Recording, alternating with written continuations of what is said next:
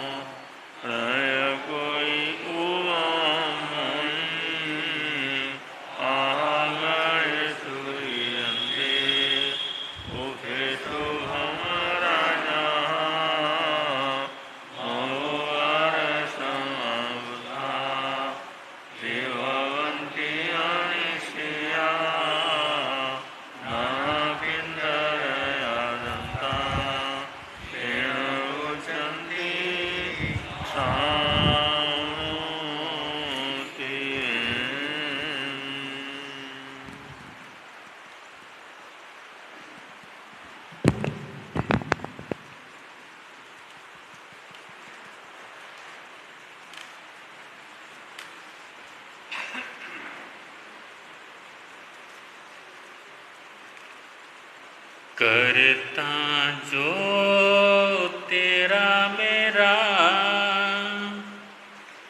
इंसान नादान है, करता जो तेरा मेरा इंसान नादान है। मुस्कान हर मान कर सबका अपमान करे, कैसे कहे इंसान है। मुस्कान हर मान करे सबका अपमान करे, कैसे कहे इंसान है। करता जो तेरा मेरा इंसान नादान है। मुस्कान हर मान करे सबका अपमान करे, कैसे कहे इंसान है। ओठों पे तो हंसी, दिल में है ज्वाला, कहता कुछ है करता कुछ और है। ओठों पे तो हंसी, दिल में है ज्वाला, कहता कुछ है करता कुछ और है। ऊपर सफेदी दिल काला काला, संगी साधु ध्यान स्वार्थ की ओर है। ऊपर सफेदी दिल काला काला, संगी साधु ध्यान स्वार्थ की ओर है। अपनी ही सोचे काम कार्यो छे, दया प्रेम करुणा से कोस दूर है। अपनी ही सोचे काम कार्यो छे, दया प्रेम करुणा से कोस दूर है। सोच के न बोले बोल कड़वे बोल, अपने ही बल का करे गरूर है। सोच के न बोले बोल कड़वे बोल, अपने ही बल का करे गरूर है। मस्ती में मस्त बना मदमस्त वेवान है। मस्ती में मस्त बना मदमस्त वेवान है। मुस्कान हरे मान करे, सबका अपमान करे, कैसे कहे इंसान है। मान हरे मुस्कान हरे, सबका अपमान करे, कैसे कहे इंसान है। दिन रात एक धुन पैसे का ही जुनून, सत्य धर्म समझे अज्ञान है। दिन रात एक धुन पैसे का ही जुनून, सत्य धर्म समझे अज्ञान है। न सोचे पाप क्या न सोचे क्या है पुण्य, औरों के दर्द से अनजान है। न सोचे पाप क्या न सोचे क्या है पुण्य, औरों के दर्द से अनजान है। अपनी ही ताने न ज्ञानी की माने, चले दिन रात ईर्षा की आग में। अपने ही ताने न ज्ञानी की माने, जले दिन रात ईर्षा की आग में। सबको सताने में सुख चैन जाने, भेद करे दो दिल के अनुराग में। सबको सताने में सुख चैन जाने, भेद करे दो दिल के अनुराग में। मानवता से न नाता, नाम का वो इंसान है। मानवता से न नाता, नाम का वो इंसान है। मुस्कान हरे मान करे, सबका अपमान करे, कैसे कहे इंसान है। करता जो तेरा मेरा, इंसान नादान है। मुस्कान हरे मान करे, सबका अपमान करे, कैसे कहे इंसान है, कैसे कहे इंसान है।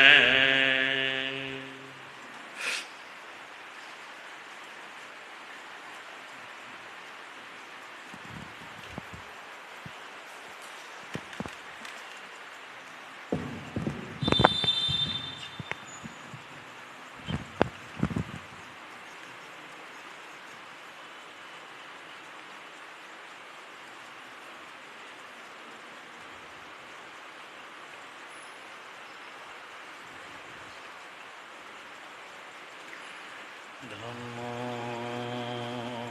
मंगलमुकेठा अहिंसा संयमो तवो देवा वेतं नमं सन्ति जसा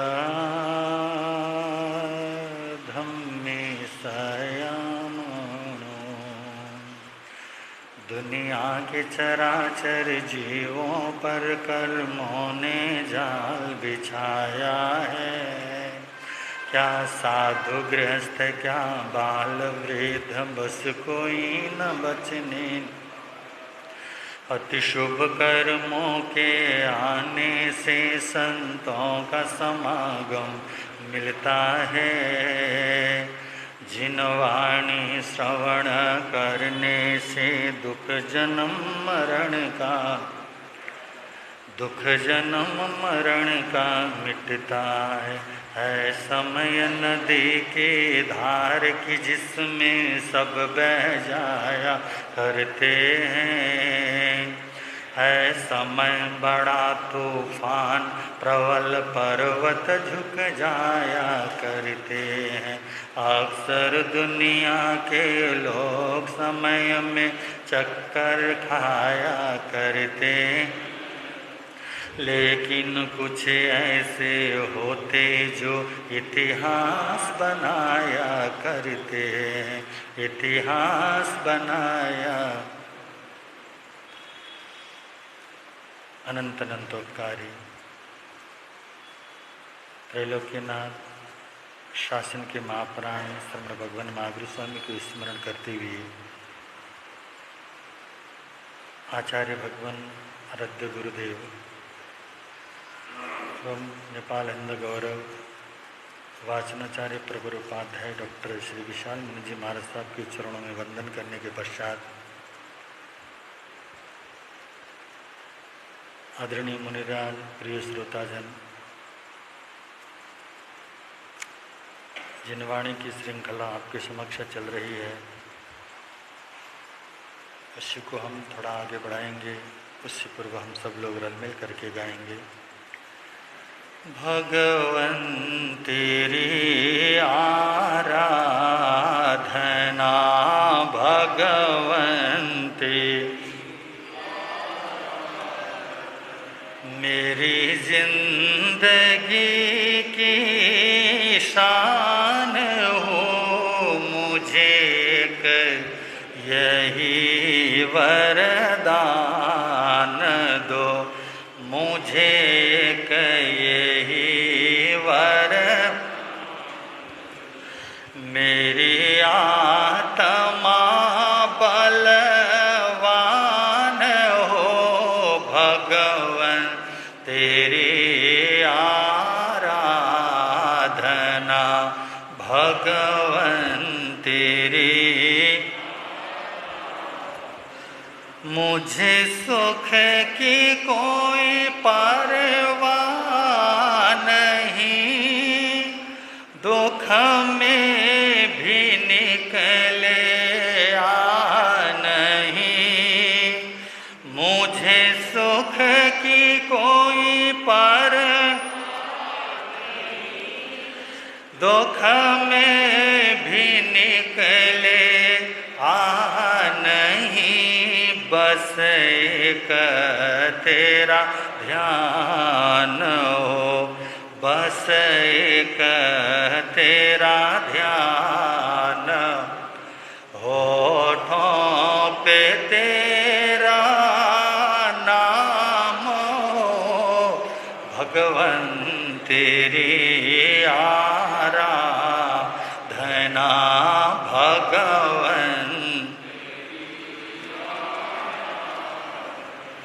पथ में हजारों विघ्न भी आए डिगाने जो अगर, पथ में हजारों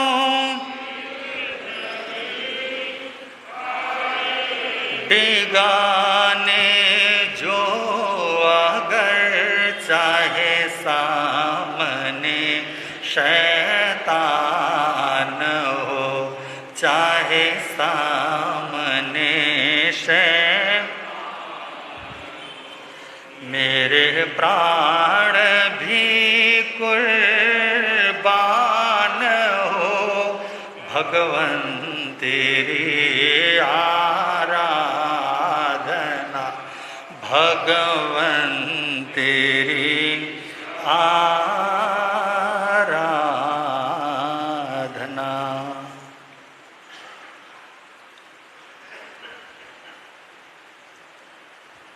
परमपिता ने अपनी पावनी वाणी में फरमाया, विशुद्ध भावत्तण तो यह सुगंधम। हमारे विशुद्ध विचार, शुद्ध भावना, यह हमें सुगंधित बनाती हैं। विशुद्ध विचार से ही शुद्ध और पवित्र भावों से ही जीवन को संवारा जा सकता है, संभाला जा सकता है, सुगंधित बनाया जा सकता है। एक विचार है और दूसरा आचार है। हमारा जो आचार है वो दिखाई देता है, परंतु विचार दिखते नहीं। विचार मूल हैं और आचार विचारों का प्रतिफल होता है। हमारा जो आचरण है हमारे विचारों के माध्यम से ही निर्मित होता है। हमारे भावना से ही हमारा बाह्य जीवन जो व्यवहार करता है, जो दिखाई देता है, उसके मूल में विचार होते हैं, भाव होते हैं। और जो भाव शुद्धि ही हमारे आत्म शुद्धि का मूल कारण है।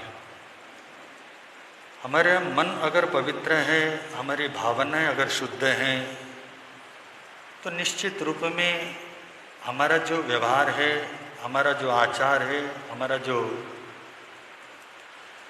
आचरण है वो सुंदर बनता है। और जिसके विचार ही सुंदर नहीं हैं, जिसके भावनाओं में कभी अच्छी बात का जन्म होता नहीं है, और वो ये सोचे कि मेरा आचरण अच्छा हो, ये व्यावहारिक रूप में दिखाने के लिए तो भले ही हो सकता है, परंतु वास्तव में जो हमारा आचार होता है, आचार जो होता है वो शुद्ध नहीं बन पाता। आप और हम सब लोग वाचनाचार्य प्रवर के मुखारबिंद से बहुत सुंदर रूप में तपस्याओं का वर्णन सुन रहे हैं। बाह्य आभ्यंतर दोनों प्रकार की तपस्याओं का वर्णन आ ही रहा है। और जो हमारे बाह्य तप हैं उनका संबंध तो हमारे शरीर के साथ है, और जो आभ्यंतर जो तप हैं उनका संबंध हमारे आत्मा के साथ होता है। और हम देखते हैं आभ्यंतर तप करने के लिए शारीरिक पुरुषार्थ की आवश्यकता नहीं रहती। बस हमारे भाव अगर पवित्र होते हैं तो हम तप में प्रवेश कर जाते हैं।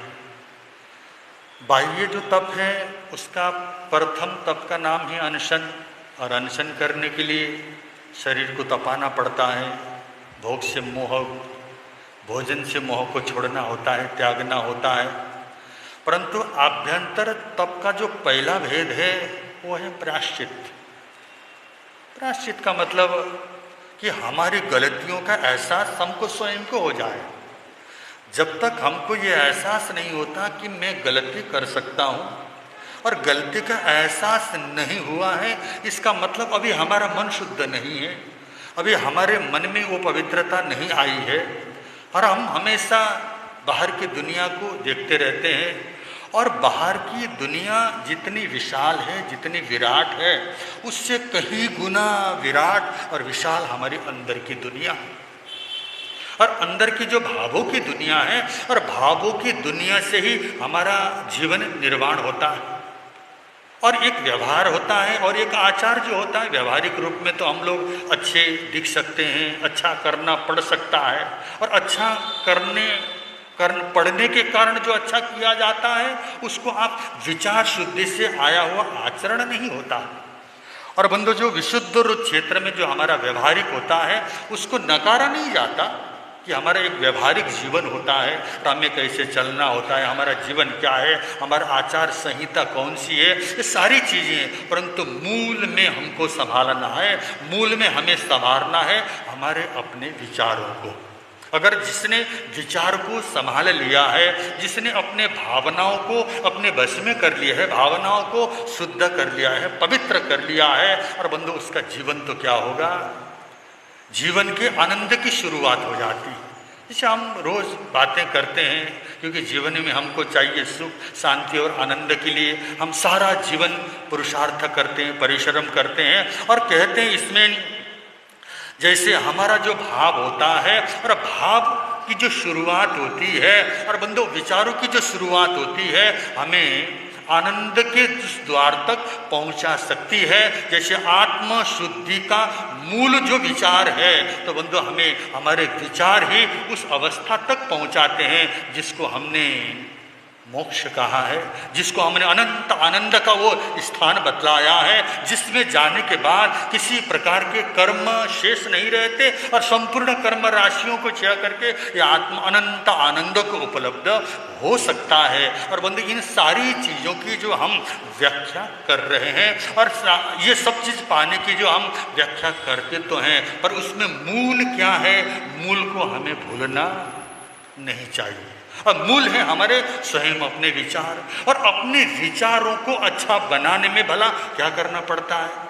बहुत लोगों की शिकायत होती है, महाराज तपस्या होती नहीं है, पहले तो हमने बहुत तपस्याएं कर ली परंतु अब हमसे कोई तपस्या नहीं होती। और ऐसा कहने वाले लोगों को अभी तपस्या का अर्थ का पता ही नहीं चल पाया। अरे तपस्याएं जैसे निर्जरा की जो 12 भेद हैं, 12 प्रकार की जो तपस्याएं हैं, आभ्यंतर तपस्या करने के लिए हमारे शरीर का क्या है, पुरुषार्थ की आवश्यकता नहीं है, बस मन को और हमारे विचारों को वो शुद्ध होना आवश्यक होता है। और जहाँ मन पवित्र होता है, चाहे वो स्वाध्याय के रूप में हो, ध्यान के रूप में हो, प्रायश्चित के रूप में हो, कोई भी तपस्या करने के लिए बंधु विचारों को शुद्ध करें, अपनी भावनाओं को शुद्ध करें। और भावनाओं का जो सिंचन होता है बंधु, उससे हमारा क्या होता है, आचार बनता है, आचरण बनता है। तो एक बार चीन के बहुत बड़े दार्शनिक माओ त्से-तुंग बाल्यकाल में अपनी माता के समक्ष बैठे हुए हैं,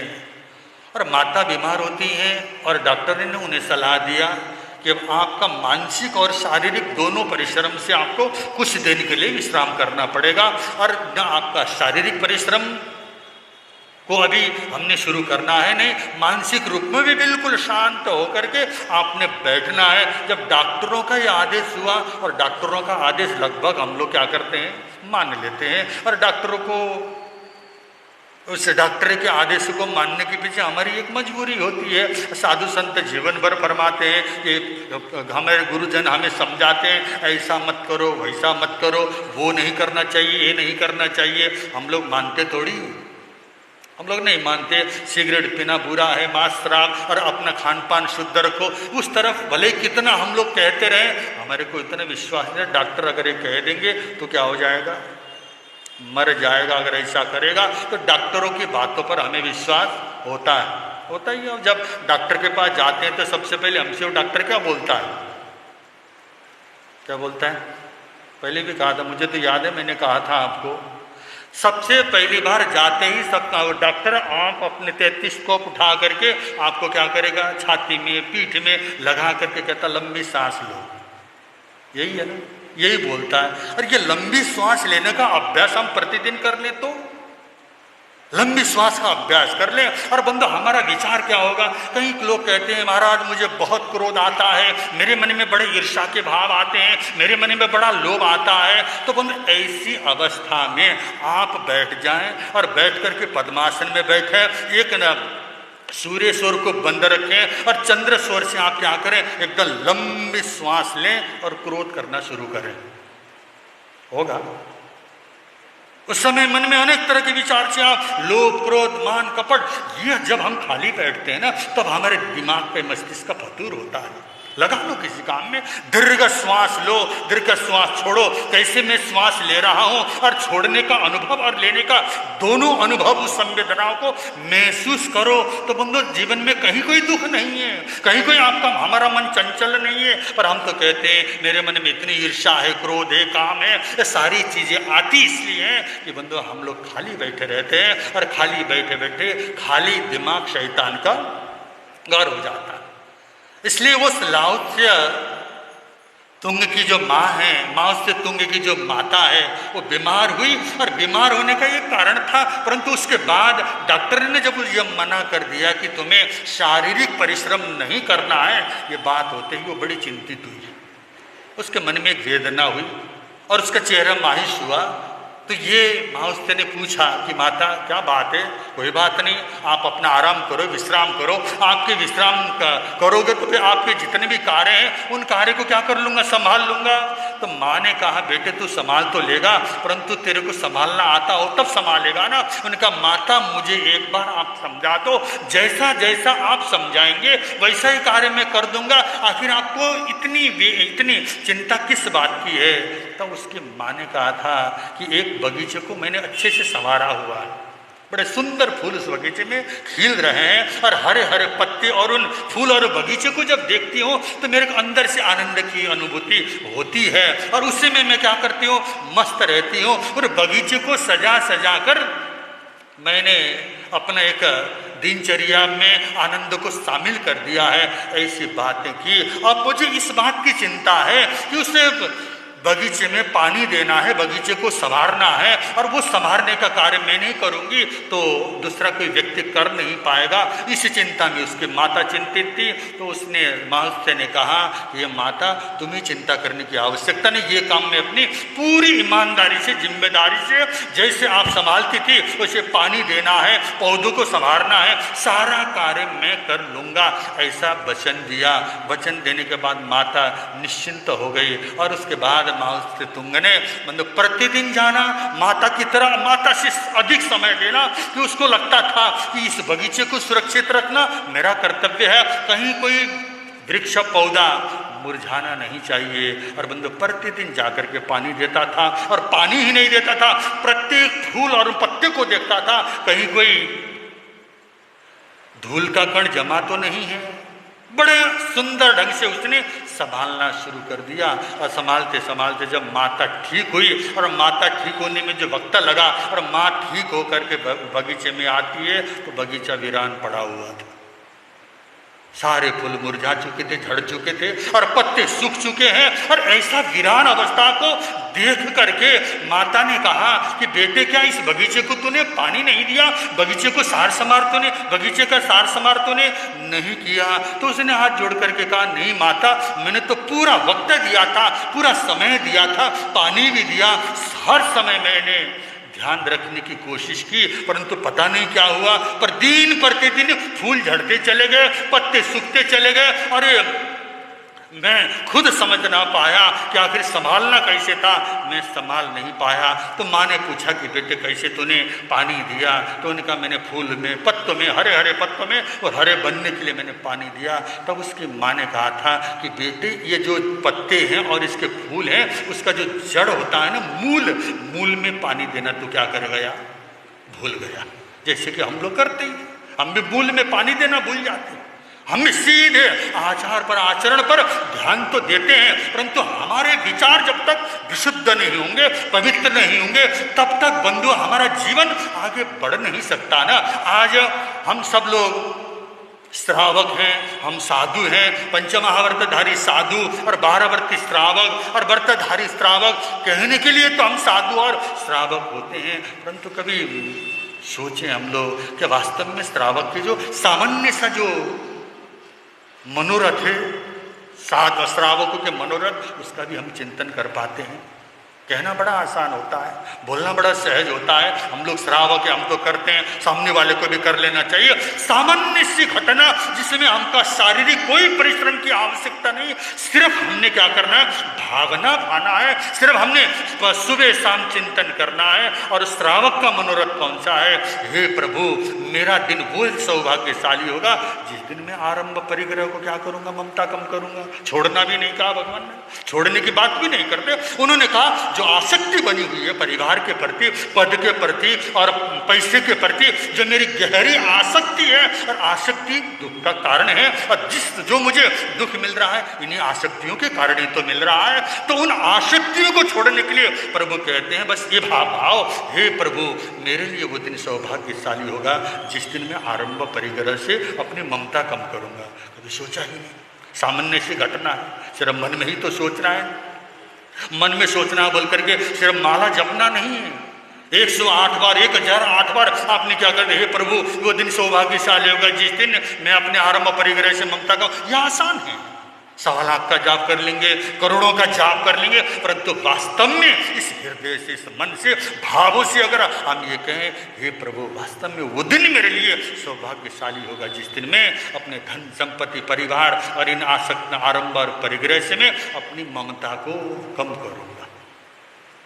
अब हम पहले में अटक गए तो दूसरे का तो सवाल ही था। दूसरा कौन सा है?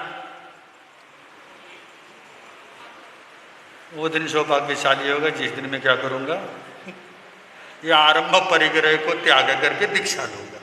ये तो कभी सपने में भी नहीं आया, ख्याल आया कभी? आज तक आप लोग यहाँ जितने बैठे किसी ने ऐसा सपना दिखाई नहीं होगा कि साधु आए और हमने दीक्षा लिया और हम तो ये, जब हम दिन में ही कभी नहीं सोचते हैं। और बंदे देखिए तो सही, कभी कभी ऐसे सपने हम देख लेते हैं जिनकी हमने दिन में कल्पना भी नहीं की थी, वो सपने तो देख लेते हैं, परंतु ये सपना क्यों नहीं आता? दीक्षा लेने का भाव और वैराग्य के भाव और दीक्षा लेने की अवस्था क्यों नहीं? हमने उसको इतना दूर कर रखा है, कभी भी हम सोचते नहीं है कि कोई व्यक्ति को अगर ये कहना हो दीक्षा तो लेंगे महाराज, ठीक है कोई बात नहीं, अगले जन्म में, इस जन्म में नहीं, इस जन्म में तो जो मिला है ना उसको भोगने दो, जो मिल रहा है उसको क्या करने दो, इसका तो रस लेने दो। और दीक्षा कब लेंगे?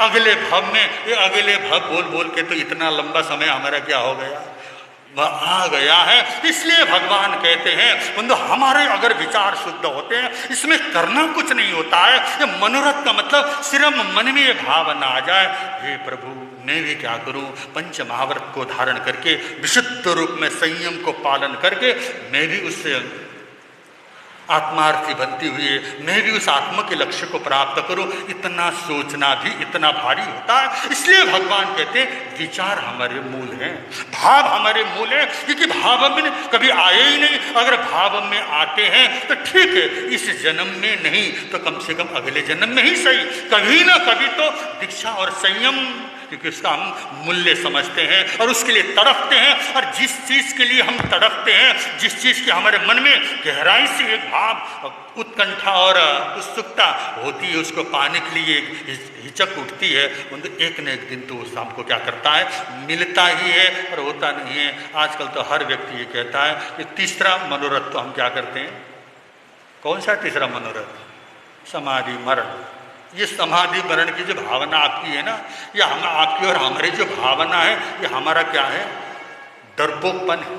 डरते हैं उस मृत्यु से, क्या है, भयभीत होते हैं। पता ना अंतिम समय में कौन सी अवस्था आने वाली है, किस अवस्था से शरीर में ये वेदना को झेलना पड़ेगा। उस मृत्यु के समय को अनुभव करना या उस मृत्यु के समय की उस अवस्था से हम क्या होना चाहते हैं, बेभान पागल बन करके झट से हमारे शरीर से प्राण निकले, ऐसे भाव। परंतु जिन शासन में ऐसा नहीं, होश रहे कि मुझे पता हो कि मेरे शरीर से प्राण निकल रहे हैं, तब मेरे मन में क्षमा के भाव आएंगे, दया के भाव आएंगे, करुणा के भाव आएंगे। सभी जीवों के प्रति मैं क्या करूंगा, खामेनी सभ्य जीवा खमम तुम्हें, सारे जीवों को मैं क्षमा करता हूं, सभी जीव मुझे क्षमा करें, ऐसी भावना कब आती है कि समाधि मरण को उपलब्ध होते हैं। तब क्या करते हैं, हमारे मन में आसक्ति है।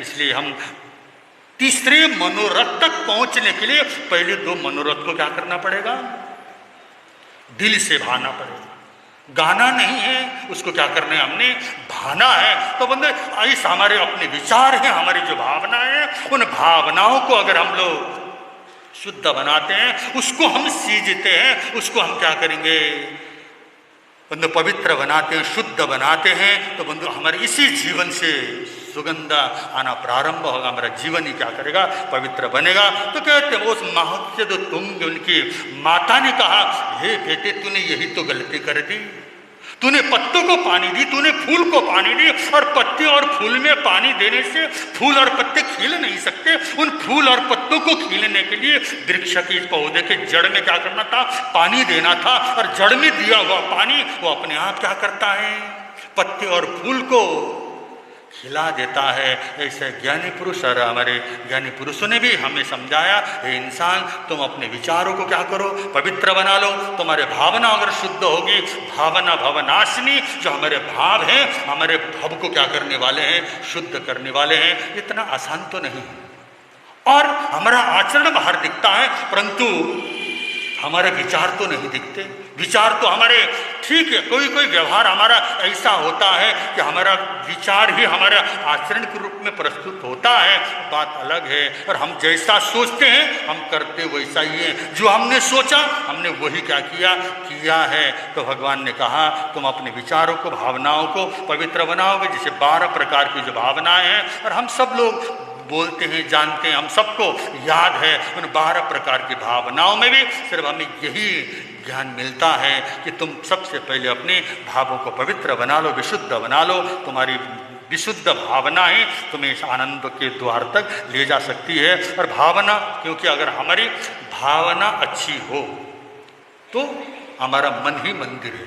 अगर हमारे भाव अच्छे हो, हमारी भावना, हमारे भाव अच्छे हो, तो हमारा मन ही हमारा क्या हो जाता है, मंदिर हो जाता है। जैसे आहार अच्छा हो तो बंदो हमारा तन मंदिर हो जाता है, जो मिला वही खा लिया।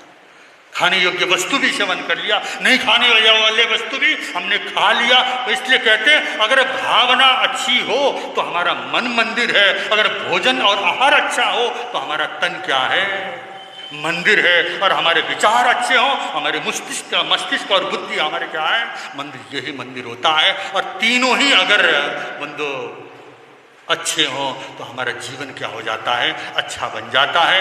जीवन को अच्छा बनाने के लिए हम अपने विचारों को अच्छा रखें, विचारों को अच्छा रखेंगे तभी हमारा जीवन पवित्र बन पाएगा। इसी तरह श्रेणिक चरित्र में कुछ घटनाएं चल रही हैं, उसको आगे बढ़ा रहे हैं। श्रोता सुन लो,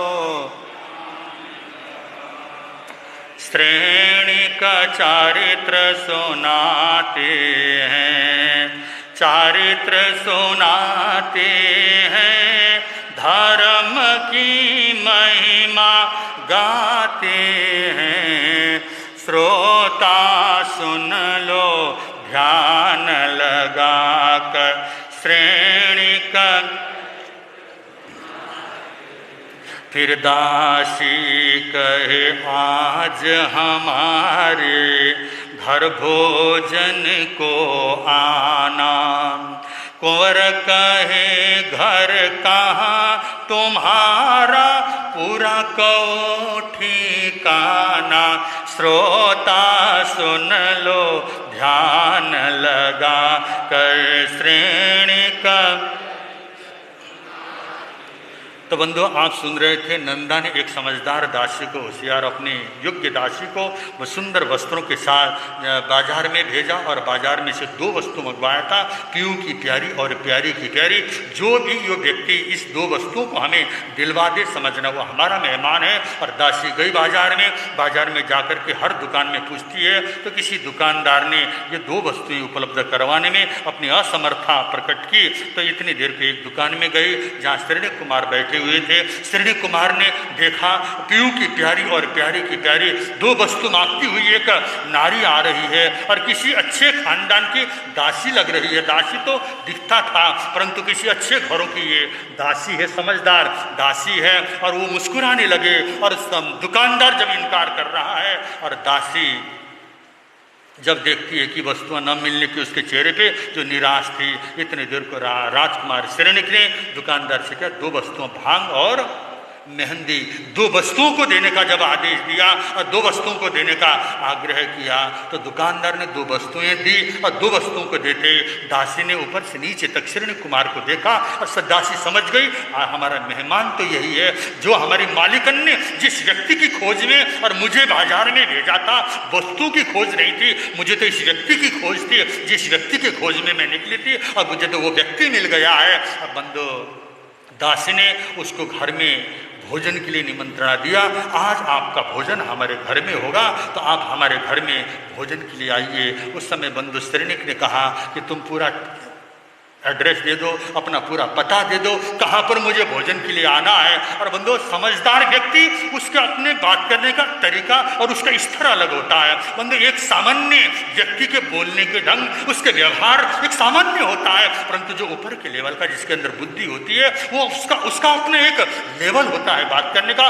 दासी भी चतुर दासी थी और नन्ना की दासी थी तो उसके मन के अंदर भाव आया कि इस व्यक्ति का मैं भी क्या कर लूँ, थोड़ी सी परीक्षा करके देख लूँ। और उसने भी क्या कर दी, एक समस्या समझ लो। समस्या तो आप और हम जैसे लोगों के लिए है, समझदार के लिए समस्याएं क्या होती हैं, समस्या नहीं होती, उनके लिए तो चुनौती होती है। और चुनौती भी बंदो उनको आनंद देने वाली चीज होती है। तो दासी ने क्या किया, मौन रही दासी ने अपने दिया कान पर हाथ, ऊंचा मुंह कर खड़ी रही फिर और बतलाई बात, श्रोता सुन लो ध्यान, श्रेणी का चारित्र सो, अंगुली धरी डाढ़ के ऊपर करा समस्या आई, नंदा श्री से बात कही तो खुशी अंग में छाई, श्रोता सुन लो ध्यान लगाकर, श्रेणी कर। बंधु स्पष्ट जो मुंह से बोलने वाले शब्दों से समझाया, मैंने पहले ही भी कहा था सामान्य अज्ञानी व्यक्ति के लिए हो सकता है जो इशारों को समझता है, सामने वाले के भावों को समझता है, सामने वाले के उस तरीके को, भाग और भंगिमाओं को समझता है, वही तो व्यक्ति क्या है दूसरे के दुख और सुख दोनों का अनुभव कर सकता है। पर हमारे को तो खुद को पता ही नहीं, हम औरों के दुख तक तो जाने का प्रयत्न भी नहीं करते, औरों की संवेदना महसूस करने की क्षमता हमारे पास कहाँ से आएगी। तो बंधु सामान्य इंसान की संवेदना समझने की शक्ति नहीं है, तो बंधु 6 जीवनी काय की संवेदना समझने का और उन तक पहुंचने का तो हमारे मन में कभी भाव आता ही नहीं है। तो बंधु दासी ने भी उसके जिस तरह मौन खड़ी रही, एकदम से मौन खड़ी होकर के बंधु उसने अपने दोनों कान में क्या किया, हाथ लगाया और आसमान की ओर देखी और ऊंचा देखकर आसमान की ओर देखा। और देखने के बाद और ये सारी चीजें और बंधु उसने अंगुली को क्या किया, दबाया और अपने दोनों दांतों के बीच में अंगुली दी। और अंगुली देने के बाद वहां से क्या कर तुरंत भाग के निकल गई, कोई एड्रेस नहीं है। और उसने अपने कानों में हाथ लगाना, आसमान की ओर देखना और अपने मुंह को खुला करके जब दांतों से अपने अंगुली को काटा और काट के वहां से द्रुत गति से जब निकल के भाग जाती है, तब श्रेणी सोचने लगा भाई यहाँ तो बहुत बड़ा चैलेंज, किसी व्यक्ति ने हमें भोजन के लिए आमंत्रित किया और भोजन करने के लिए भी अगर हम इतनी योग्य न हो, हमारा बुद्धि उस घर तक पहुंचाने की क्षमता न हो, क्योंकि हमको इशारा तो मिला ही है, उन इशारों के माध्यम से हमने वहां पहुंचना है। और एक सामान्य सी दासी ने हमें क्या किया है, चुनौती दी है। और वो राजकुमार श्रेणिक सोचने लगा, थोड़ा सा चिंतन किया और चिंतन करके उसने सोचा अब मुझे क्या करना है, यहाँ से निकलना है। और निकलने की सोचा, सोचते ही और बंधु दासी क्या हो गई, नंदा के पास पहुंची और नंदा ने कहा क्या व्यक्ति मिला, 2 वस्तुएं तो लेके आई है, तो इसका मतलब वो व्यक्ति तुमको मिल गया होगा। दासी ने कहा हाँ माम, मालिकन वो व्यक्ति मिला है और उसके चेहरे को देख करके, उसके हाव भाव देख करके और उसके शारीरिक की बनावट को देख के लगता है हमारा वो मेहमान है। वास्तव में वो क्या देव कुमार सा दिखाई देने वाला व्यक्ति है। तो उसने कहा कि पर मैंने उसको भोजन के लिए निमंत्रणा तो दिया, आमंत्रित तो किया है, परंतु मैंने इस तरह से क्या किया, इशारों में बताया, मैंने न उनको एड्रेस दिया, न मेरे मुख से उनको क्या किया, निमंत्रणा जरूर दी, परंतु पता मैंने नहीं बतलाया। तब बंधु नंदा ने अपनी दासी को क्या किया, शाबाशी दी। ठीक है, अगर समझदार होगा तो घर में आएगा और बेवकूफ़ों की हमको जरूरत नहीं है। सीधी बात है, अगर वो समझदार होगा हमारे घर को ढूंढता ढूंढता आएगा। और बंदे ऐसे, अगर जिसके पास इतनी भी समझ न हो, ऐसी व्यक्ति की हमको आवश्यकता भी क्या है, तो उस व्यक्ति के लिए हमें चिंता करने की जरूरत भी नहीं है, वो हमसे दूर है तो तभी ठीक है। ऐसा सोचकर दासी को उसने क्या कर दिया, बंदो शाबाशी दी। और इधर राजकुमार श्रेणी चिंतन कर रहा, मुझे जाना है, और जाने के लिए सोच रहा है, और सोचते सोचते कैसे आगे बढ़ता है, किधर जाता है, उस भरे बाजार के अंदर मतलब कैसे निकलेगा, ये कहाँ जाना, कैसे जाना, और किस तरह से उस घर के अंदर पहुँचता है या नहीं पहुँचता है, ये तो समय के अनुसार आपके समक्ष रखने का प्रयत्न करेंगे। इतना कहते हो आप और हम सब लोग वाचनाचार्य प्रवर के मुखारबिंद से प्रवचन श्रवण करेंगे। बल शरण भगवान महावीर स्वामी की।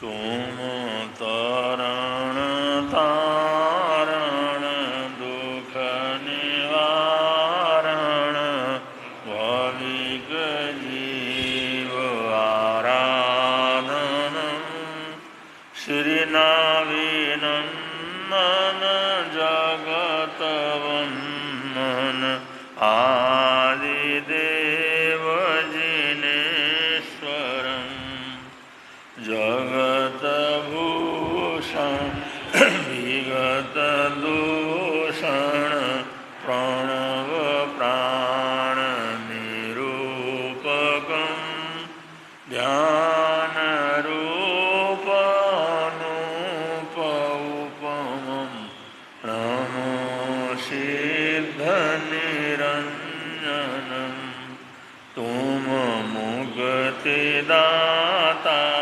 कर्म घाता दीन जानी दया करो सिद्धार्थ नंदन जगत वंदन महावीर जिनेश्वरं महावीर जिनेश्वरं ध्यान धूपं मन पुष्पं वचेन्द्रियहुताशनं क्षमा जाप संतोष पूजा पूजो देव निरंजनं पूजो देव निरंजनं पूजो देव निरंजनं।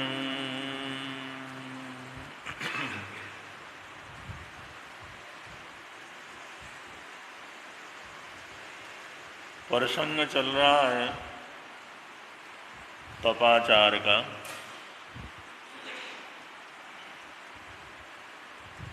तपस्याओं की अनेक विधाएं शास्त्रकार बतला रहे हैं।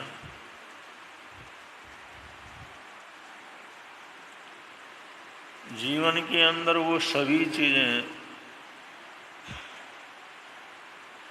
जो हमारे जीवन को तपाने वाली हैं, हमारे भावना को, चैतन्यता को ऊर्ध्वारोहण करने वाली हैं, जन्मों जन्मों के अंदर किए हुए अनेक विध पापों की निर्जरा करवाने वाले हैं। ऐसे तपस्याओं का आचरण हम लोग किस तरह से कर सकते हैं, ये विवेचन यहाँ पर चल रहा है। क्योंकि हर व्यक्ति एक ही प्रकार से अपने आप को तपा सके ऐसा संभव नहीं है। एक ही तरह की आराधना भी नहीं कर सकता। तो अलग अलग स्थानों में रहते हुए,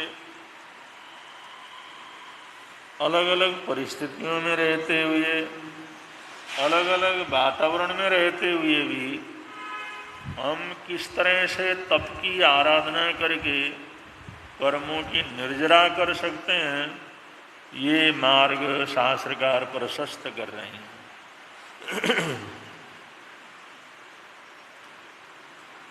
तो पहले दूसरे तीसरे जो है तप का सामान्य रूप से तो वर्णन हो चुका है।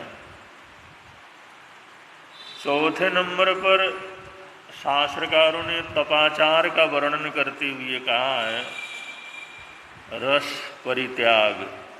रस का परित्याग करना ये चौथा बाह्य तप है।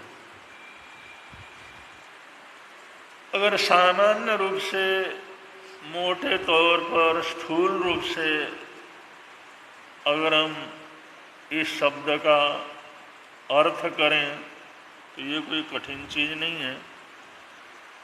सामान्य अर्थ तो इतना ही है, रस का परित्याग करना। अब रस के अंदर तरह तरह के खाने के पदार्थ आते हैं। खट्टा है, मीठा है, कसैला है, कड़वा है, चरपरा है, या और भी जो ऐसे जो चीज़ें हैं इंद्रियों के विषय, उनको छोड़ना। और रस परित्याग में ज़्यादा रूप से मोटे तौर पर खाने पीने की चीज़ों को त्यागना, बीजों का पचखान करना, ये सामान्य रूप से हम बतलाते भी हैं और समझते भी हैं।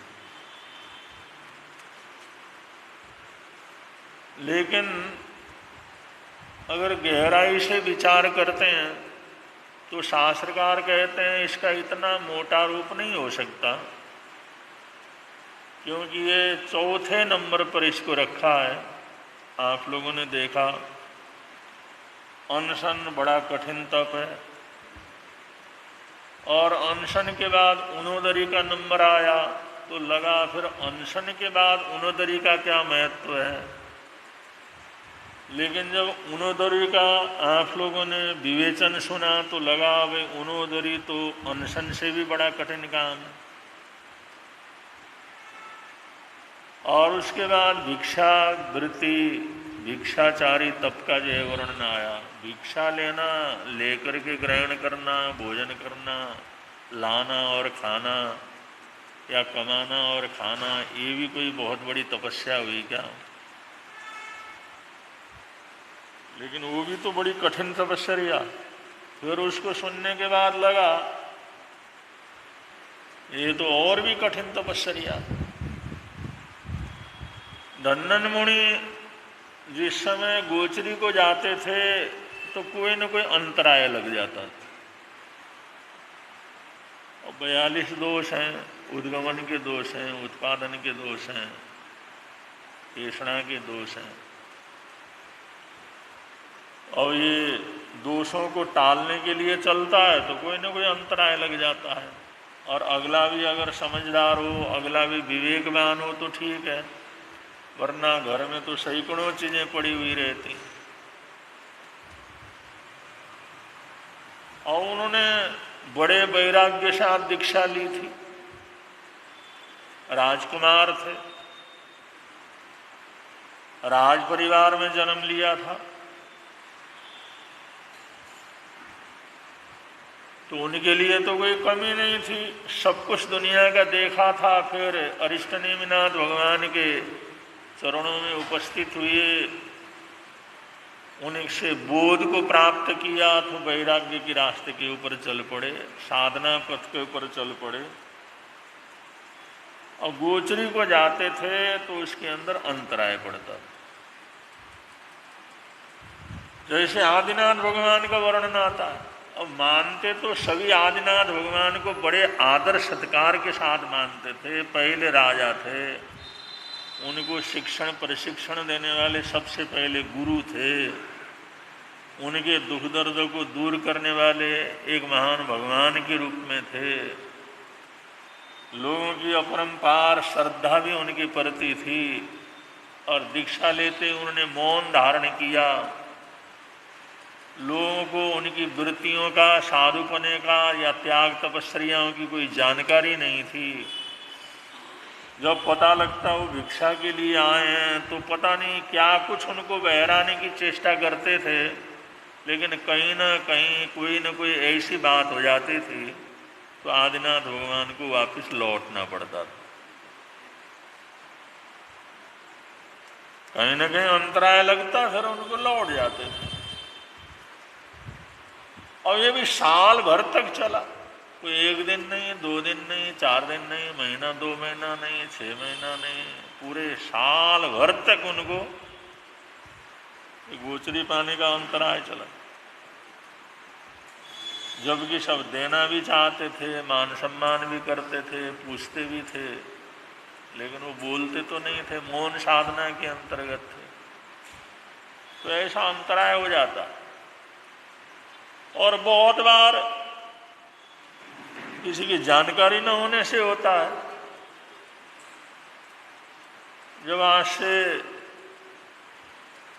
40-50 साल पहले की बात है, जब आराध्य गुरुदेव विचरण वगैरह करते थे, यूपी के अंदर थे, तो गुरु महाराज के साथ विचरण करते करते जिस समय आते हुए पांचली में रुके तो वहाँ पर अब जैनियों का घर तो वही था नहीं। जिस समय गोचरी को, वही भी गोचरी तो लाना होगा, गोचरी का टाइम है, दोपहर का समय हो चुका है, इतना लंबा रास्ता हुआ है, अब यहाँ से मेरठ पहुँचना है, लेकिन अब दोपहर से टाइम हो गया। तो गोचरी के लिए गुरुजी जिस समय गए और वहाँ के किसी आदमी को बुलाया, उन्होंने कहा भाई इस तरह से भोजन पाने की ज़रूरत है। और पहले तो गए और जाते जाते अब एक घर में गए, भाई कुछ गोचरी पानी, भोजन पानी, यहाँ तो कुछ नहीं। दूसरे में गए, कुछ भोजन पानी वगैरह, यहाँ तो कुछ नहीं है। तीसरे में गए, चौथे में, सारे गांव के अंदर घूमे आए, लेकिन कहीं पर भी गोचरी पानी की। इतने घर गए लेकिन कहीं पर कोई गोचरी की कोई योगवाई बना नहीं। तो ये जो तीसरे तप है, ये बड़ा कठिन तपस्या। और जैन श्रवणों की भिक्षा वृत्ति, उनकी गोचरी की वृत्ति, ये तो बहुत ही कठिन काम है। और वो गर्मी का मौसम, सारा गांव, और जिसे तो कहा भाई ये घर है, शाकाहारी घर है, उधर उधर जा करके आए। जिस समय आए गांव खत्म हो गया, स्कूल में ठहरे हुए थे। और वो साथ में जो गांव का सरपंच वगैरह जो भी 1-2 जने साथ में थे, और जिस समय आए तो गुरुजी को भी नाराज हो गए। वो कहने लगे भाई ये सारा गांव, ये गांव तुम्हारा भूखड़ है क्या? ये सारा भूखा गांव है, यहाँ कोई रोटी नहीं खाता, कोई भोजन पानी नहीं करते, लोग सारे भूखे मरे रहते हैं क्या?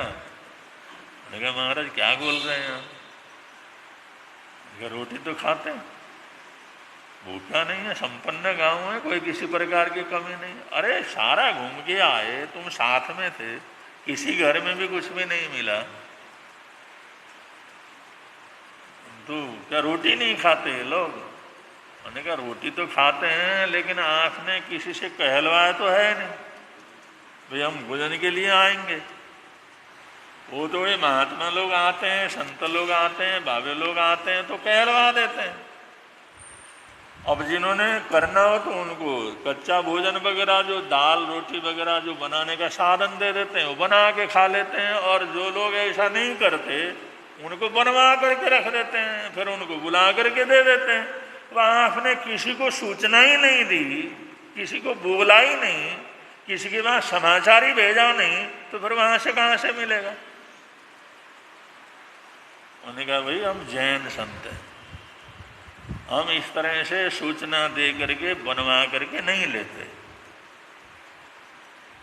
हम दूसरे बाबाओं की तरह नहीं है कि किसी को दें या कोई निमंत्रण वगैरह दें फिर या जो वहाँ जा करके पहले सूचना वगैरह दें। तो हम जैन संत हैं, तो हमारे ये नियम होते हैं, भोजन का समय जो होता है उस समय हम जाते हैं, और जो गृहस्थ ने अपने लिए जो बनाया हुआ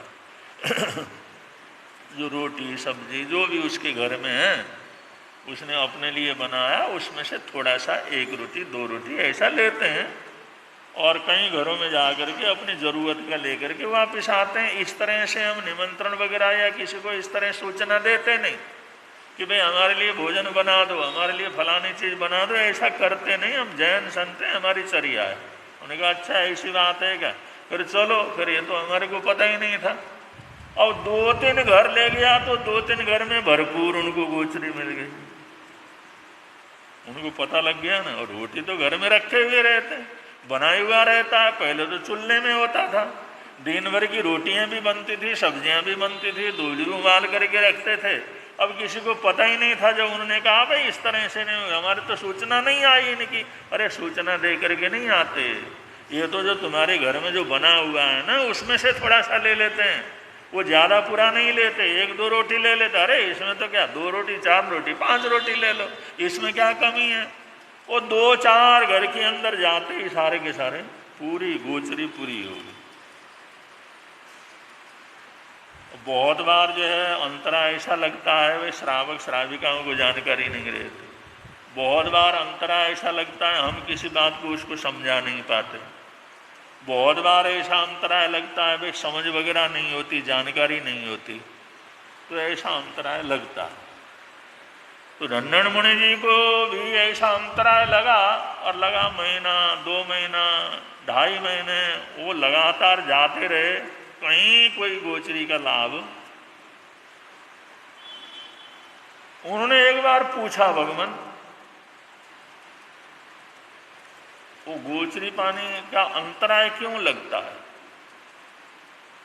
ये अंतराय क्या है, मतलब ऐसा होता उपलब्ध क्यों नहीं होता। जिस समय जिज्ञासा वगैरह हुई तो उनने कहा भाई रन्नन मुनि को कि या तो किसी दूसरे ने पूछा होगा, अब खुद ही ना पूछे, बहुत से लोगों को पता तो रहता है ना, भाई जाते हैं लेकिन मिला ही नहीं, महीना हो गया 2 महीना हो गए, खाए कुछ भी नहीं है, शरीर सूखने लग गया है, हड्डियों का ढांचा रह गया है, पता तो लगता ही है। तो किसी ने भगवान से जिज्ञासा की कि वे गोचरी पानी उपलब्ध ही नहीं होता, तो उन्होंने बतलाया इसका अपना अंतराय कर्म है। इनका अंतराय कर्म इतना जबरदस्त है, वो अंतराय कर्म टूटेगा तभी जो इनको जो है वैसे जो है इनके अंतराय कर्म टूटने पर ही इनको निर्दोष गोचरी की प्राप्ति होगी, वो इनकी अपनी लब्धि की होगी। और अंतराय कर्म होने पर भी कभी कभी दूसरे के प्रभाव से भी मिल जाता है, कभी कभी दूसरे के प्रभाव से भी उपलब्ध होता है, लेकिन जो है अपना अंतराय कर्म टूटा हुआ हो और तब जो है उपलब्ध होता अंतराय कर्म लगा हुआ है। तो उन्होंने ये विचार किया कि जब तक मेरा खुद का अंतराय नहीं टूटेगा तब तक मैं गोचरी पानी ग्रहण नहीं करूँगा। लंबा समय चलता रहा, और एक बार जैसे वो गोचरी के लिए निकले हुए थे, तो जैसे निकले हुए थे तो जैसे श्री कृष्ण की सवारी आ रही थी, श्री कृष्ण महाराज ने उतर करके उनको वंदना की, संत थे। तो एक व्यक्ति उधर से देख रहा था, बहुत से लोग देख रहे थे, तो वो बड़ा प्रभावित हुआ। जिस संत को हमारे राजा इतना मान सम्मान करते हैं, आदर सत्कार करते हैं, तो ये तो बड़े चमत्कारी रहेंगे, बड़े लब्धि संपन्न रहेंगे। इनको वंदना करके बुलाने से, देने से, दान करने से, पुण्य करने से बड़ा भारी जो है लाभ होता होगा, तभी तो राजा ने इनका सम्मान किया। तो उसने अब कुछ उसको ज़रूरत होगी, कुछ किसकी अपेक्षा होगी, कुछ उसकी जो ऐसा कोई भावना पूरी नहीं हो रही होगी या कोई कमी बेसी होगी। उसने कहा भाई आप हमारे घर पधारो और भोजन प्राणी ग्रहण करो, और बड़े आदर के साथ लेकर के वो चला गया। और जाकर के देखा नंदन मुनि ने सभी चीज कोई दोष नहीं है, बिल्कुल निर्दोष सब है। तो उन्होंने उसको ग्रहण कर लिया और ग्रहण करके आए तो उनके मन के अंदर जिज्ञासा हुई कि ये मेरे अंतराय कर्म के टूटने से ही तो मिला है ना। तो उन्होंने भगवान से फिर जिज्ञासा की, प्रभु बहुत लंबे समय के बाद जो आज मेरे को गोचरी उपलब्ध हुई है और मैंने अपने हिसाब से तो निर्दोष गोचरी लेकर के आया, लेकिन मेरा ये प्रतिज्ञा है कि मैं अपना अंतराय टूटा हुआ हो, टूटने के बाद जो अपनी लब्धि जो लाभ लब्धि होती है उसके प्रभाव से मिले तो ही लूँगा। मैंने ऐसी प्रतिज्ञा कर रखी है, इसलिए ये मेरा अंतराय टूटने की वजह से, मेरी अपनी लब्धि से ये जो भोजन उपलब्ध हुआ है आज। तो उन्होंने कहा ये तुम्हारे प्रभाव से तो नहीं है, तुम्हारे अंतराय कर्म टूटने से तो नहीं है, ये श्री कृष्ण के प्रभाव से तुम्हारे को मिला है।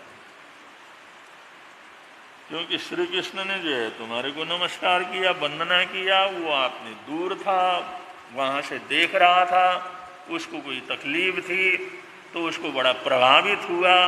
भाई जिस साधु को उतर करके श्री कृष्ण ने इतना मान सम्मान किया तो ये तो बड़ा भारी चमत्कार होगा, इसकी सेवा करने से तो हर तरह का लाभ मिलेगा। इस भावना से प्रेरित होकर के आया है। ये तुम्हारी वजह से, तुम्हारे अंतराय कर्म टूटने से नहीं, बल्कि जय श्री कृष्ण के प्रभाव से ये निर्दोष लड्डू तुम्हारे को उपलब्ध हुए, जो भी मीठा जो भी हुआ। तो उन्होंने फिर ये सोचा भाई ये तो मेरे काम का नहीं। फिर उनको परखने के लिए जंगल के अंदर चले गए। परखना बढ़िया समिति का कहाँ हम किसी चीज को फेंकना हो, परखना हो तो उसके लिए भी बहुत से नियम है, बहुत से नियम है। परठा बढ़िया का नियम है, जैसे पहली समिति के जो बहुत से नियम है, दूसरी समिति के बहुत से नियम है, तीसरी समिति के बहुत से नियम है, चौथी समिति के बहुत से नियम है। और किसी चीज को हमने फेंकना है तो उसको परठा बढ़िया समिति कहते हैं, उस समिति के भी बहुत नियम है।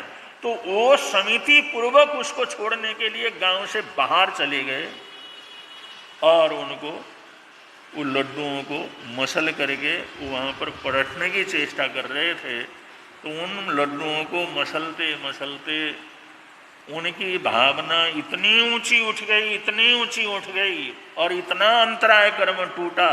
और ऐसे क्योंकि इतना समय हुआ था, इतने मुश्किल से जो गोचरी पानी जो भी मिलना था मिला था, लेकिन उन लड्डुओं को उन्होंने फिर जो परखने के लिए जो उनको तोड़ रहे थे, वो तोड़ते तोड़ते ऐसी घटना घट गई, उनके चारों घाती कर्म टूट गए और केवल ज्ञान केवल दर्शन की उनको प्राप्ति हुई।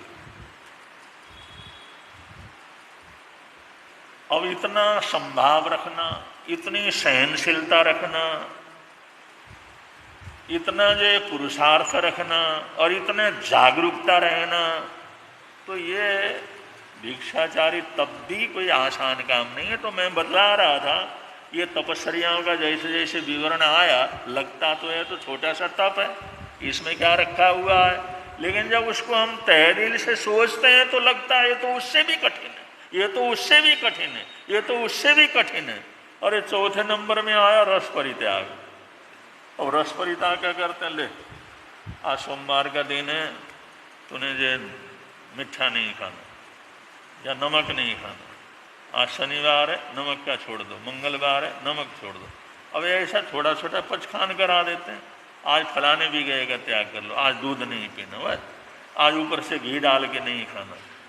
अब ये तपस्या का क्या वो मोक्ष की आराधना कराने वाला है, जन्मों जन्मों के कर्मों को तोड़ने वाला है कि आज घी न खाने से हमारे कर्मों की निर्जरा हो जाएगी।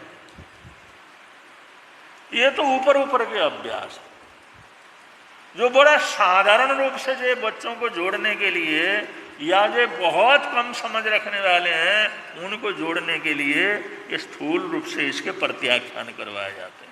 तो एक विषय का त्याग कर दो बस, ठीक है, तुम्हारे को जो अच्छा लगता है उसको छोड़ दो, एक दिन के लिए या 2 दिन के लिए छोड़ दो, 6 महीने के लिए छोड़ दो। अब उसमें भी थोड़ा बहुत पुण्यवानी तो होती है, कर्मों की निर्जरा तो होती है, उसकी भावना के ऊपर है, लेकिन इस तपस्या को इतना स्थूल रूप से नहीं ले सकते। ये भी बहुत गहरा तप है, और वो किस तरह से इसको तपा जाता है, जो इसका थोड़ा सा विवेचन है, आगे आप लोगों को बतलाएंगे। बड़े प्रेम से आप लोग बोलेंगे, मिलता है आनंद प्रभु की वाणी से, मिलता है आनंद प्रभु प्रवर्तक शांति गुरुवर प्यारे, प्रवर्तक शांति गुरु जीवन नैया के रखवारे, जीवन नैया के जोड़ गए संबंध प्रभु की वाणी से, जोड़ गए संबंध प्रभु की वाणी से, मिलता है आनंद प्रभु की वाणी से, मिलता है आनंद प्रभु। आज श्रीमती दिलखुश देवी जैन, उनका 9वां उपवास है, और 9वें उपवास की उनकी पचखावणी है। हाँ? पचखावणी का मतलब ये उनका आखिरी उपवास है। तो हमारी तरफ तो यहाँ तो आप लोग पारने में महोत्सव मनाते हैं, पारना महोत्सव, लेकिन राजस्थान के जितने भी परिवार हैं, मेवाड़ मारवाड़ के परिवार हैं, वो लोग पारना दिवस नहीं मनाते, वो लोग पचखावणी का दिवस क्या करते हैं, मनाते हैं। मतलब तपस्या का आखिरी दिन, 5 करना हो तो 4 में, 8 करना हो तो 7 में। इससे क्योंकि पारने के अंदर अगर फंक्शन रखेंगे तो कोई कुछ खिला देगा, कोई कुछ खिला देगा। अब इतने तपस्या में कोई उल्टा सीधा खिला दिया तो मुश्किल हो जाएगा ना। तो इसलिए जो है फिर पारना शांति से हो, पारने में कोई भीड़ भाड़ न हो, पारने के अंदर कोई ज़्यादा आएगा ही नहीं। तो बड़ी तपस्या में पारने में बड़ा ध्यान रखना पड़ता है। इसलिए पारने से एक दिन पहले ही जो है वो पचखावणी का दिवस होता है। जिस दिन जिसने स्वागत करना हो, माला पहनाना हो, गुणग्राम करना हो, वो सब कर लेते हैं, और पारने के दिन सिर्फ पारना जो है रखते हैं। ये परंपरा है, इसलिए कल उनका पारना है, आज उनका 9 उपवास की पचखावणी है। तो यहाँ पर अपना राजस्थानी परिवार है, जो धर्मध्यान करने वाला परिवार है, हमेशा हर कार्यक्रम के अंदर आगे बढ़ते हैं। इसी परिवार के आप थोड़े रिश्ते में हैं, और बम्बई से आप लोग यहाँ पर पधारे हैं, और यहाँ की बेटी हैं, और उन्होंने जो है पहली 28 चतुर्मास की पहली 28 की है, दिलखुश देवी जैन, और नाम भी बड़ा अच्छा है, काम भी उनका बड़ा अच्छा है। तो उनको बहुत बहुत मंगल कामनाएं। आज 9 उपवास की पचखावणी उनको दे रहे हैं, 9 उपवास की पचखावणी, 20वां मंत्रम 9 में 3 उपवास की पचखावणी का पचखाना दसवंते पड़ी कौन नाम कर त्याग वो सरे तपस्या करने वालों को, तपस्या करने वालों को, 9 उपवास करने वाली बहन को, दिलखुश देवी जैन को। तो उन्होंने ये तपस्या की है, 28 की 9 उपवास की तपस्या उनको साता रहे, ऐसी हार्दिक हार्दिक मंगल कामनाएं हैं, हार्दिक हार्दिक सद्भावनाएं हैं। और इसी तरह से आगे आप अपने जीवन को धर्मध्यान के अंदर लगाए रखें। ऐसी हार्दिक हार्दिक मंगल कामनाएं हम सब की तरफ से, गुरुदेव की तरफ से। तो जिन भाई बहनों का आज का एकासना वियासना हो, तो एकासने वियासने का प्रत्याख्यान, आज के एकासने वियासने का बचकाना आपके मन में और यंत्र तस्वंते पड़िकनंदन त्याग बोस रे बोस रे बोस। आज 7 तारीख है। आज 7 तारीख का आए मिल श्री राकेश जी जैन, अमित जी जैन, उनके जो आज अमिता जी जैन, उनके आज आए मिल हैं। आए हुए तो पचखान कर सकते हैं। आज के उपवास का प्रत्याख्यान, जिन भाई बहनों का उपवास हो तो आज के आप दोनों के उपवास हैं।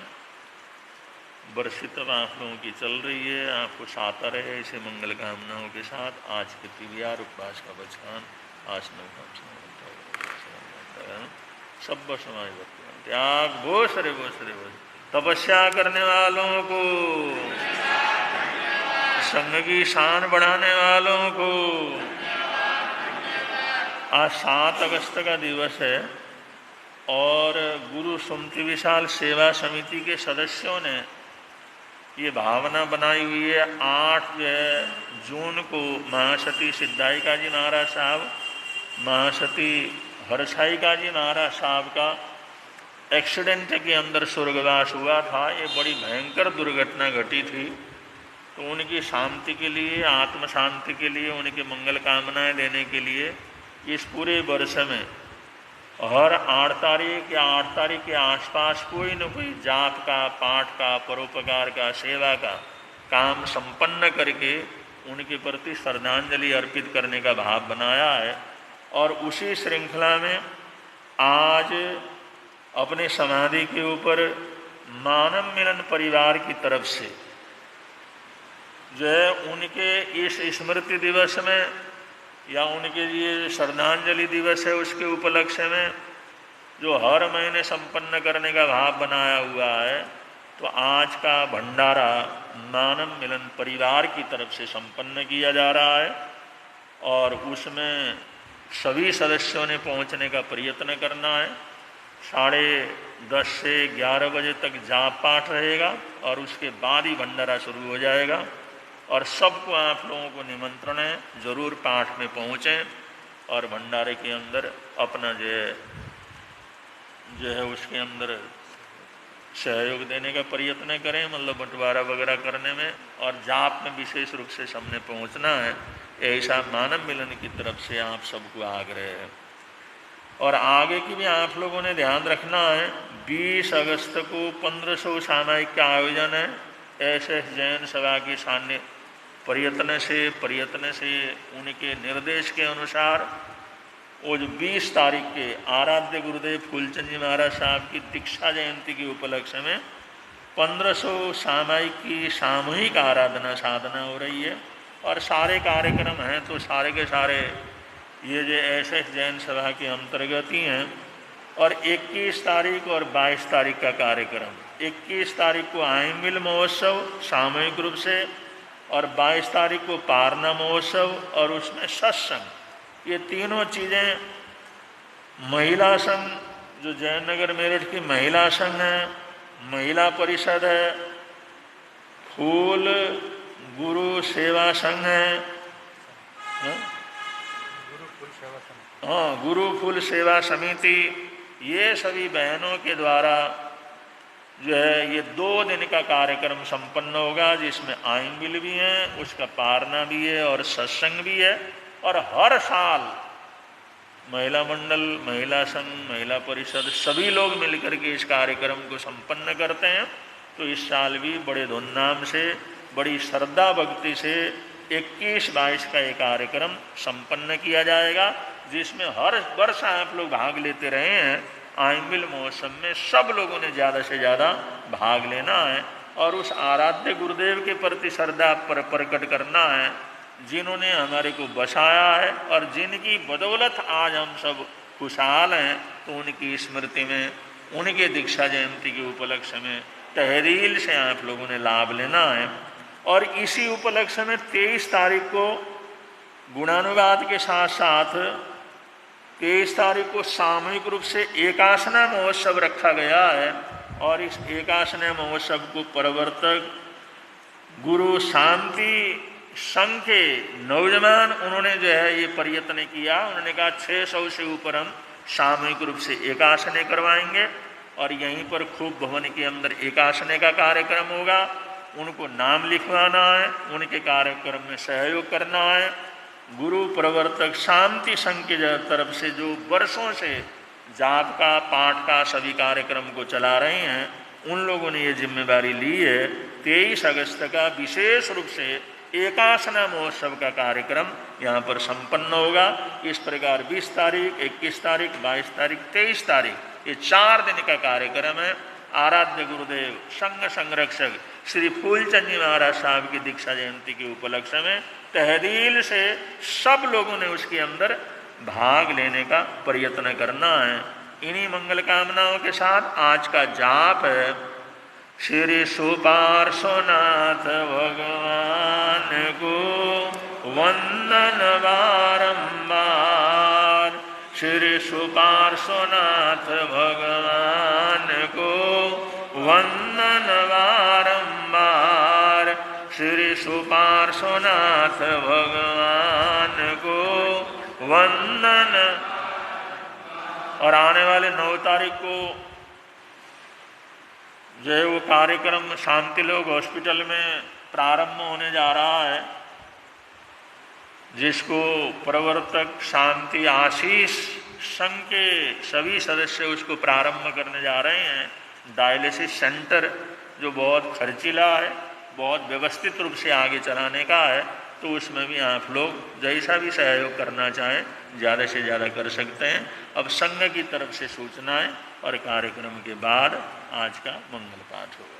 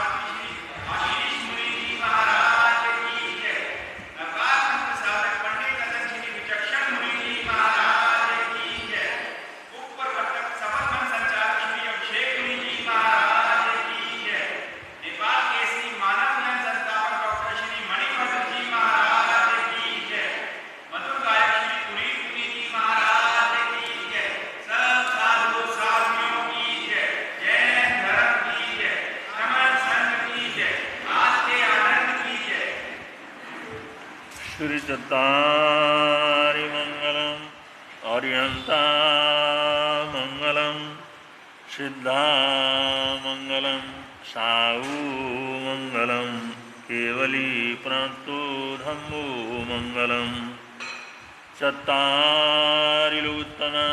अर्यन्तालोत्तम सिद्धालोत्तम साऊलोत्तम केवली प्रणतो धम्मोलोत्तमो चत्तारि शरणं प्रवज्जामि अर्यन्ते शरणं प्रवज्जामि सिद्धे शरणं प्रवज्जामि साऊ शरणं प्रवज्जामि केवली प्रणतं धम्मं शरणं प्रवज्जामि ये चार शरण दुख हरण जगत में और न शरण कोई होगा जो भव प्राणी करे आराधन उसका अजर अमर पद होगा उसका सदा ही मंगल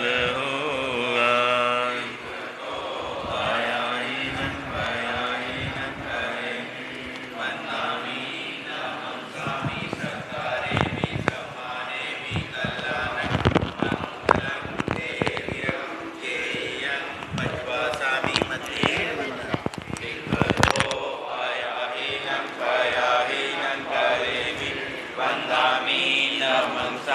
सकारेमि सम्मानेमि कल्याणं मंगलं देव्यं चेयं पज्वासामि मतेन